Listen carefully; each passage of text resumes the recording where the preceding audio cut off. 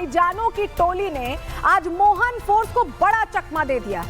और ये चकमा कैसे दिया गया, पूरी खबर बताएंगे, लेकिन उससे पहले उज्जैन के उन बवालियों से आपको मिलवाते हैं जिनका एक एक वीडियो आज प्रहार में आपको दिखाने जा रहे हैं। सबसे पहली तस्वीर आपके सामने रखते हैं। सबसे पहली तस्वीर देखिए, ये तस्वीर हम आपको दिखा रहे हैं जहां पत्थरबाजों की भीड़ आज एक बार फिर सड़क पर उतर आई। तस्वीरें उज्जैन से आपको ये दिखा रहे हैं जहां दो पक्षों के बीच जमकर पत्थरबाजी हुई।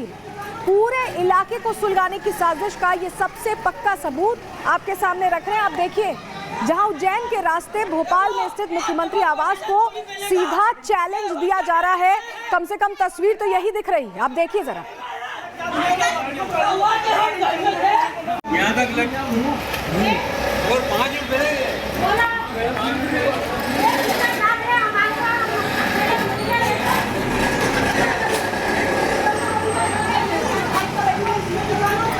देखिए, उपद्रवियों ने किस तरह उज्जैन की शांति व्यवस्था के साथ खिलवाड़ किया। आपको तस्वीर हम दिखा रहे हैं। ये तस्वीर देखिए जहां पब्लिक और सरकारी प्रॉपर्टी पर इन उपद्रवियों ने धावा बोल दिया।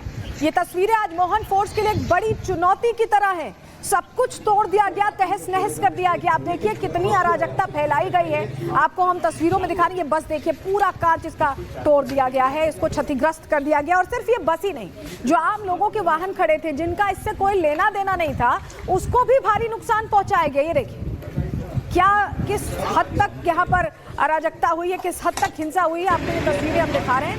जब आगजनी की गई तो कितना नुकसान। और तीसरी तस्वीर अब आपके सामने रख रहे हैं। ये तीसरी तस्वीर आप देखिए, आपको ये तस्वीर देखी सी लगेगी क्योंकि पत्थरबाजों का ये क्लाइमेक्स हमला है जहां पत्थरबाज पहले पत्थर चलाते हैं, फिर तोड़फोड़ करते हैं और आखिर में हर बार की तरह आगजनी। लेकिन इस बार नफरत का तराना गाने वाले इन पत्थरबाजों का कैसे इलाज होगा वो भी हम आपको दिखाएंगे। लेकिन पहले आप ये तस्वीर देखिए, क्योंकि ये तस्वीरें बता रही हैं कि किस तरह से नुकसान पहुंचाया गया। उज्जैन का माहौल बिल्कुल खराब कर दिया गया। धार्मिक नगरी है, महाकाल बाबा की नगरी है, और वहां पर इतनी हिंसा हुई है जो आप तस्वीर में देखकर हैरान होंगे। और ये देखिए, ये बिल्कुल ताजा तस्वीर है। आप पहचान लीजिए जरा, आप पहचान लीजिए इन भाईजानों को जो जुमे की नमाज अदा करते हैं, निकलते हैं और उसके बाद धड़ाधड़ पत्थरबाजी करते। देखिए, आप देखिए, आपको आप बहुत आसानी से स्पॉट कर सकेंगे। ऐसा लग रहा है नमाज अदा करके आए हैं, इन्होंने टोपी पहनी हुई है। आप तस्वीर में देख रहे हैं पथराव का ये नया वीडियो। आप यही वीडियोस को एक्सपोज करते हैं, इनकी उस मानसिकता को जो लेकर ये सड़कों पर निकलते हैं। आप देखिए जरा, ये एक्सक्लूसिव तस्वीर हम आपको सबसे पहले दिखा रहे हैं। उज्जैन की ये तस्वीर है, किसने जलाया इसका जवाब देती तस्वीर आप देख रहे हैं। पत्थरबाज कौन है आप पहचान लीजिए, खुद हमें कुछ कहने की जरूरत ही नहीं है, ये खुद ब खुद एक्सपोज हो जाते हैं क्योंकि तस्वीरों का जमाना है और इस तरह की घटनाएं छुपती नहीं है। अब आप देख लीजिए, आप खुद देख लीजिए कि किसने पत्थरबाजी की है।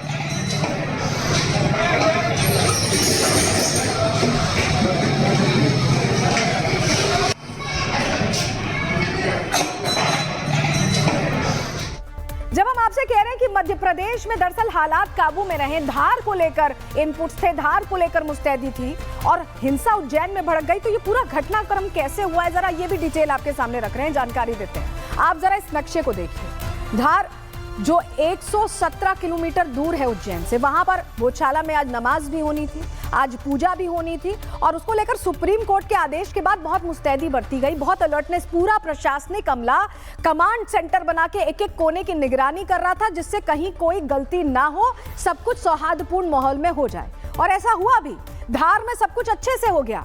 लेकिन किसी को अंदाजा नहीं था कि धार का जो गुस्सा है, धार वाला जो बदला है, वो दरअसल उज्जैन में लेने की तैयारी थी। उज्जैन में भाईजान बेकाबू हो गए, धार में कंट्रोल में रखा गया, नमाज पूजा दोनों साथ में हो गई एक ही जगह पर, सब कुछ प्लानिंग के तहत। लेकिन किसी को अंदाजा नहीं था कि 117 किलोमीटर दूर उज्जैन में पत्थरबाजी वाली साजिश रची जा रही थी, तैयारी की जा रही थी। और यहां पर जब घटना हुई तो आपाधापी की स्थिति हो गई और उसके बाद मोहन फोर्स एक्टिव हुई और किसी तरह बचाने की कोशिश की गई, पूरे माहौल को तनावपूर्ण हालातों से निकालने की कोशिश की गई। अभी भी फोर्स वहां पर एक्टिव है। लेकिन ये जो सब कुछ हुआ है उसको लेकर जिनका नुकसान हुआ है, जिन्होंने ये सब कुछ देखा है, उनका क्या कहना है? सुहेल ठाकुर उनको चोटिल किया गया और उनको पहले मारा गया और उसके बाद जब उसके विरोध में लोग सड़कों पर उतरे तब ये हिंसा भड़की। तो सुहेल ठाकुर इस पूरे घटनाक्रम के बाद क्या कह रहे हैं, उन्हें सुनिए। 10-15 लड़के आए, मुस्लिम लड़के, उन्होंने मेरे डायरेक्ट आके राड़ की माथे में दी, जिससे मेरे को चक्कर आए, मैं बेहोश हुआ। फिर मेरे भाई जी उन्होंने थोड़े 2-4 आए, उनके पास में हथियार चाकू वाकू वगैरह भी थे, तो मेरे भाई आए, उनको देख के वो भागे वहाँ से। फिर उसके बाद में उन्होंने मेरे को इसलिए मारा क्योंकि पहले मैंने लव जिहाद के केस वेस थोड़े पकड़े हुए थे और कल बसंत पंचमी का कार्यक्रम था, इस कारण मेरे को पहले से मेरे को टारगेट में कर रहे थे और मारने की प्लानिंग उनकी बहुत पहले से मेरे को बनाई गई थी। देखिए, सुहेल ठाकुर का साफ कहना है कि उसके साथ कुछ मुस्लिम पक्ष के लोगों ने मारपीट की है। अब इसी बात का विरोध करने के लिए हिंदू संगठन के लोग सड़कों पर उतर आए, उपद्रव मचाने की भी कोशिश हुई। पुलिस इन्हें आसानी से काबू कर सकती थी, लेकिन इस लड़ाई में बात तब बिगड़ी जब दूसरे पक्ष के लोग भी उतर आए सड़कों पर, और फिर वही हुआ जिसका डर था। मतलब एक तरफ पूरी मेहनत करने के बाद मोहन फोर्स के हाथ ये लगा कि शांति व्यवस्था बनी रहे, लेकिन उज्जैन में ये शांति भंग हो गई।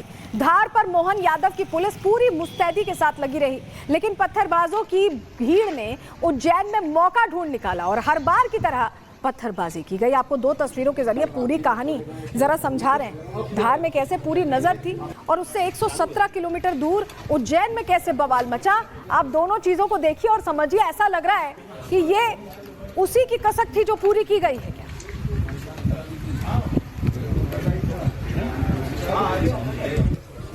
अब ये पूरा मामला क्या था, जो दर्शक अभी जुड़े हैं अगर वो नहीं जानते हैं तो चलिए ग्राफिक्स के जरिए आपको पूरी डिटेल इस पर दे देते हैं, आपको बताते हैं, जानकारी आपके सामने रखते हैं। धार में आज नमाज और पूजा एक साथ हुई है। सुप्रीम कोर्ट ने भोजशाला पर आदेश दिया था। सुबह से ही धार में भारी पुलिस फोर्स की तैनाती थी और बहुत ज्यादा एक्टिवनेस देखी गई। पूरे इलाके को छावनी में तब्दील कर दिया गया था। एहतियातन किसी तरह की हिंसा ना हो, इसका बहुत विशेष ख्याल रखा गया। धार में शांति बनी रहे, लेकिन उज्जैन में शांति नहीं रह पाई, उज्जैन में हिंसा हो गई। उज्जैन जिले में एक हिंदूवादी नेता की पिटाई होती है पहले, और घटना के बाद माहौल तनावपूर्ण हो गया। आक्रोशित भीड़ ने थाने का घेराव किया, दुकानों के साथ ही वाहनों में भी तोड़फोड़ की गई। दूसरे पक्ष के लोग भी मौके पर जुट गए और दोनों पक्षों में जमकर पथराव हुआ, आर पार की जंग शुरू हो गई। सूचना मिलते ही पुलिस प्रशासन भी एक्टिव हुआ। बड़ी संख्या में पुलिसकर्मी मौके पर पहुंचे और तब जाकर हालातों को नियंत्रण में लिया जा सका। देखिए, पुलिस का कहना है कि उज्जैन में स्थिति पर काबू पा लिया गया और हिंसा करने वालों की पहचान भी की जा रही है। तो वहीं धार में पुलिस भाईजानों को कंट्रोल करने में सफल रही है और वहां शांति के साथ नमाज भी अदा की गई। ग्राउंड से हमारे सहयोगी की आपको रिपोर्ट दिखा रहे हैं। तो इस वज्र गाड़ी में ही नमाजियों को नमाज कराकर ले जाया जा रहा है। क्योंकि प्रशासन ने पूरे कांच इसके बंद रखे हैं, कौन है ये नहीं पता चल सकता, लेकिन जिस प्रोटेक्शन में, जिस प्रोटोकॉल में इस वज्र गाड़ी को निकाला जा रहा है उससे ये साफ है, ये माना जा रहा है कि चूंकि आप यहाँ पर देखेंगे कि ये यहाँ पर देखिए कितनी सुरक्षा तैनात की गई है, पुलिस तैनात की गई है, और चूंकि देखिए वहाँ पर मुस्लिम समाज का आपको झंडा भी दिख रहा है, और जो वो वाइट जो कवर्ड एरिया है जिसको वाइट कलर के कपड़े से कवर्ड किया है, माना जा रहा है कि वही वो निर्धारित स्थान है जहाँ पर की चिन्हित करके कुछ नमाजियों को, क्योंकि संख्या इसकी सीमित रखी गई थी, उनके पास बनाए गए थे, इसीलिए यहाँ पर नमाज कराई गई है। और उसके बाद समय सीमा के अंदर नमाजियों को पूरे पुलिस प्रोटोकॉल में, पुलिस सुरक्षा के बीच उन्हें यहाँ से निकाला गया। और देखिए, इस वक्त बड़ी जानकारी जो उज्जैन से हमें मिल रही है वो जानकारी हम आपके सामने रख रहे हैं। उज्जैन बवाल पर एसएसपी का बयान आ गया। उन्होंने बताया है कि 15 लोगों को हिरासत में लिया गया। लोग अफवाहों पर ध्यान ना दें, इसकी भी वो अपील करते सुनाई दिए। सीसीटीवी फुटेज में उपद्रवियों की है पहचान हो रही है। हमने आपको तस्वीर भी दिखाई थी कैसे पहचान होगी, क्योंकि तस्वीरें तमाम है, उनसे पहचान की जाएगी। उज्जैन बवाल पर एसएसपी ये सीधे कह रहे हैं कि 15 लोगों को अब तक हिरासत में लिया गया है और लोगों से अपील भी कर रहे हैं कि अफवाहों पर बिल्कुल ध्यान ना दें। सीसीटीवी फुटेज से उपद्रवियों की पहचान इस वक्त चल रही है और हो सकता है कि आने वाले समय में 1-2 घंटे में और गिरफ्तारियों की खबर हम आपको दें, क्योंकि 15 लोग तो हिरासत में लिए गए हैं, लेकिन अब जैसे जैसे फुटेज वेरीफाई की जाएगी और लोगों को पकड़ा जाएगा। मैं आप सभी से अनुरोध करना चाहूंगा कि किसी प्रकार की अफवाह पर न ध्यान दें और अगर इस तरह का कोई भी पॉइंट आता है तो नियरेस्ट पुलिसकर्मी जो हर चौराहे पर तैनात है उसको अवगत कराएं। उसके बावजूद जिस पे भी लोगों के इस तरह की शंकाएं हैं उसके लिए हमारे लगातार पेट्रोलिंग वाहन सभी अधिकारी कर्मचारी लगातार बलवा ड्रिल की सामग्री के साथ फ्लैग मार्च कर रहे हैं और ऐसे जितने भी पॉइंट्स हैं अफवाहें उनको मॉनिटर किया जा रहा है।